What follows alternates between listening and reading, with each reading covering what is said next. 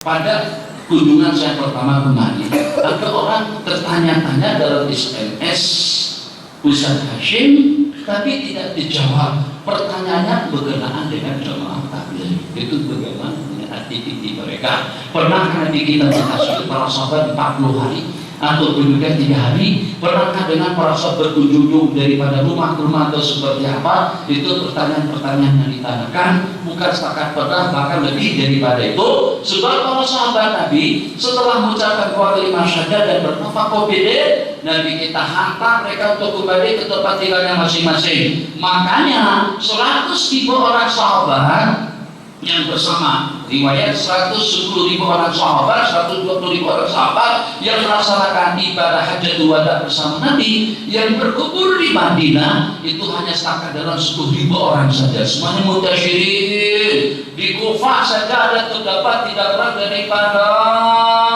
ini menurut penjelasan Al-Imam Syekh Zaid Al-Kawthari, tidak kurang daripada 1.500 orang sahabat. Kita ingin simpulkan saja. Jadi usaha dakwah tabligh, jamaah tabligh yang tersebar luas dengan jumlah ribu tidak dapat dihitung dengan angka. Untuk diketahui tidak ada organisasi, dia bukan dalam bentuk organisasi, tapi tidak ada pergerakan dalam dunia dakwah yang lebih pesat dan yang lebih berkembang cepat daripada jamaah tabligh. Kenapa? Kenapanya ini kembali kepada dua kekuatan yang sekarang ini kita hanya menggunakan salah satunya saja. Dua kekuatan yang mereka miliki yang diasaskan oleh Maulana Ilyas dan juga dengan putra beliau Syekh Muhammad Yusuf dan juga dengan penasihat-penasihat surah lainnya seperti Jenderal Syekh Menusul, Syekh Maulana Zakir Al-Kandahlawi. Saya sempat berpeluang berjumpa dengan beliau pada waktu di Madinah tahun 75-an lebih kurangnya. Jadi daripada mereka ini adalah kumpulan ahli tarikat yang mengumpulkan antara ilmu dan syariat dan juga tarikatnya.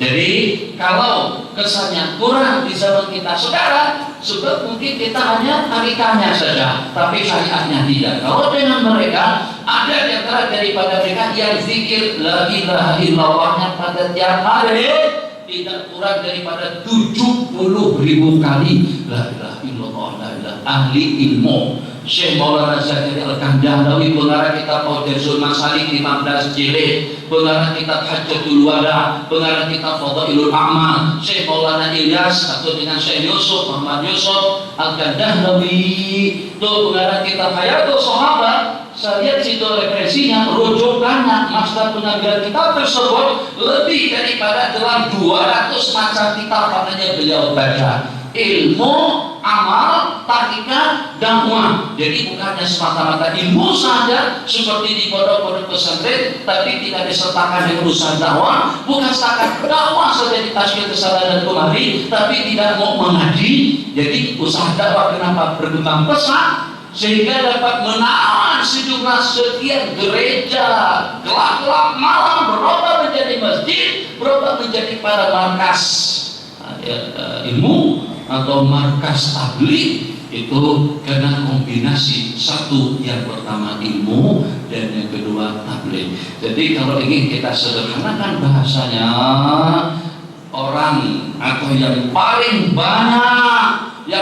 banyak membawa manusia ke dalam surga, sehingga dengan kedudukan mereka sebagaimana dicantumkan di dalam Al-Quran, yarfa'illahu alladhina amanu minkum walladhina utul ilma darajat. Paham kan maknanya? Tapi diartikan lagi.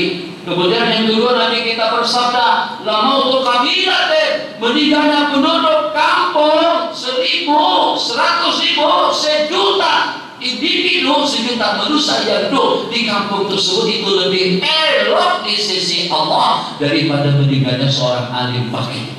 Lebih elok musnah mati semua warga kampung daripada meninggalnya satu orang alim. Kenapa? Sebab kalau meninggal warga kampung setakat warga saja meninggal, tapi kalau meninggalnya seorang alim yang membetulkan akidah umat, yang membetulkan pemikiran umat, yang memberikan nasihat kepada umat, yang memberikan didikan kepada umat, yang berupaya untuk membetras perkara bidah, khurafat, dan juga dengan perkara haram, dan juga dengan perkara-perkara lucah dan yang terlarang, itu upaya daripada ulama. Saya simpulkan, yang paling banyak membawa manusia ke dalam surga itu adalah ulama.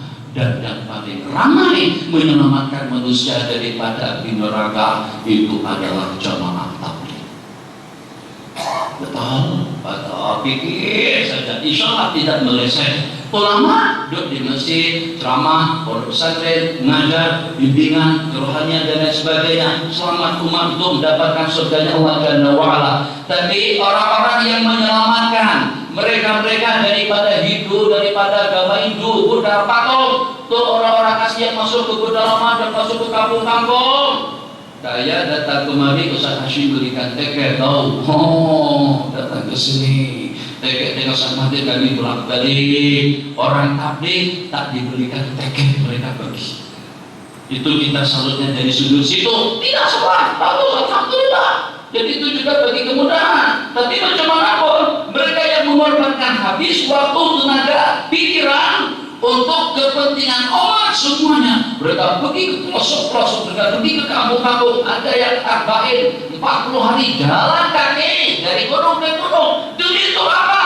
Untuk menyelamatkan saudara-saudaranya dari api neraka. Saya simpulkan kesimpulan yang tadi itu yang paling ramai menyelamatkan manusia daripada api neraka. Sebab dengan usaha mereka mengucap asyhadu an la ilaha illallah wa asyhadu anna muhammadar rasulullah. Tanyakan saja, lebih ramai orang-orang tabligh yang mengislamkan orang-orang kafir berbanding dengan para alim ulama. Ulama paling banyak membawa mereka ke dalam surga, tapi orang-orang tabligh paling banyak membawa umat daripada mengeluarkan umat daripada lembah api neraka. Jadi dua kumpulan ini tidak boleh dipandang sinis, tidak boleh dipandang rendah, tidak boleh dipandang hina.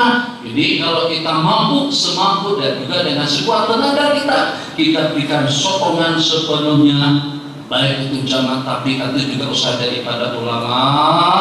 Kejanggalan-kejanggalan yang berlaku yang ada ulama tapi tidak ramah, itu kesalahan ulama bukan kesalahan ilmu.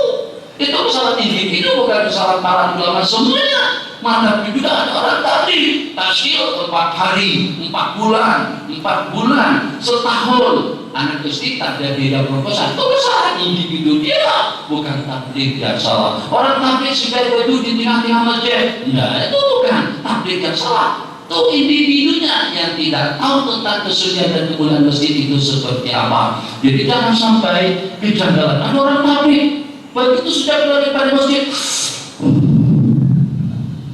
pakai sorban, pakai jubah, tapi borobong juga pakai. Cuma tuh, sini kita terasa boleh. Enggak, kiai itu banyak yang merokok, tapi tidak berarti karena kiai merokok berarti halal, tidak mesti. Macam itu juga karena ada orang tabligh yang merokok berarti tapi tidak bagus atau tidak betul, tidak ada hubungannya. Itu kesalahan fardhi, kesalahan individu, tetap usaha dakwah dan juga dengan usaha kita untuk membenahi, mengamat dan mempelajari ilmu itu adalah kewajiban kita bersama. Insya Allah kita berjumpa kembali bila kesempatan. Wassallallahu ala sayyidina Muhammad wa ala alihi wa sahbihi wasallam. Subhanakallahumma wa bihamdika asyhadu an la ilaha illa anta nastaghfiruka wa natubu ilaika. Walhamdulillahi rabbil alamin. Kenapa coba berhenti? Karena Ustaz Hashim tak letakkan air di sini. Kan kalau ada air lupa minum tak letakkan masa.